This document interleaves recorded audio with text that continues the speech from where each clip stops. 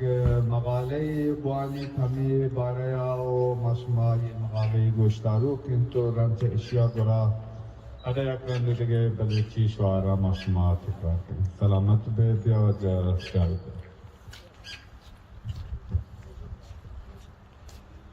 من اولا شما سلام پیش کنم که برای واجهان و بانکی دواران که اعلام شدن باید بود. ما میشه چطور شروع کنم رژیم ایران و بخشیدن از جیب مردم. همانطور که همه ما شاهد هستیم جمهوری اسلامی ایران با پنهانکاری کامل و با امضا کردن قرارداد 25 ساله به نفع رژیم کمونیستی چین بخشی بزرگی از دریای بلوچستان که دارای مهمترین منابع و پتانسیل‌های اقتصادی میباشد را بدون در نظر گرفتن خواست مردم تحویل حکومت چین داده است. بایستی این روز را هم روز سیاه بلوچستان نامید. زیرا با امضا کردن این قرارداد و مرور زمان دریای بلوچستان به صورت کامل نابود خواهد شد. اما هنوز دیر نشده است. ما میتوانیم با مبارزه ایستادن و جلوی چنین ظلم و ستم‌های دریای بلوچستان را بار دیگر پس بگیریم.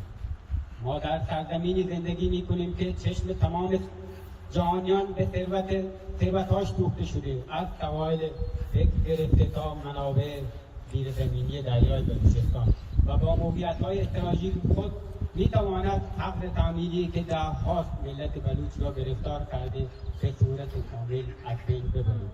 اما چرا بایستی غیر بومیان برای سرزمین من و تو تصمیم بگیرند؟ ما ملت بلوچ با تاریخ دینی خود که سالهاست خدمت دارد، چرا نباید در سرزمین خود حق حاکمیت و تعیین سرنوشت داشته باشیم؟ مسلماً بعد از امضا شدن این قرارداد بین چین و ایران بار دیگر حضور روسیه در بلوچستان پررنگ‌تر می شود. این مسئله می تواند منجر به تلف شدن سرمایه‌های سرزمین مادریمون بلوچستان بشود. چنین قراردادی هیچ وقت به نفع ملت بلوچ نبوده است. با کمک و همدلی و اتحاد و مبارزه مسالمت آمیز مدنی دریای بلوچستان را پس گرفته و بار دیگر مشت محکمی بر جمهوری اسلامی ایران بزنیم. چند تا شعارم که من میخوام بخونم. چین باید از بلوچستان خارج بشود.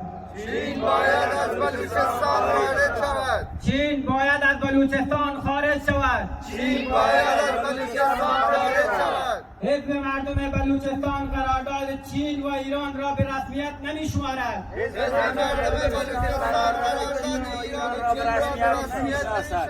حزب مردم بلوچستان قرارداد چین و ایران را به رسمیت نمی‌شمارد. حزب مردم بلوچستان قرارداد ایران و چین را به رسمیت نمی‌شناسد. مردم بلوچستان صاحب سرزمین بلوچستان هستند. مردم بلوچستان صاحب سرزمین بلوچستان هستند. مردم بلوچستان صاحب سرزمین بلوچستان هستند. مردم بلوچستان صاحب سرزمین بلوچستان هستند. ملت بلوچ قرارداد را به رسمیت نمی‌شمارد. ملت بلوچ این قرارداد را به رسمیت نمی‌شناسد. سرزمین بلوچستان مال بلوچ است. سرزمین بلوچستان مال بلوچ است. منتوار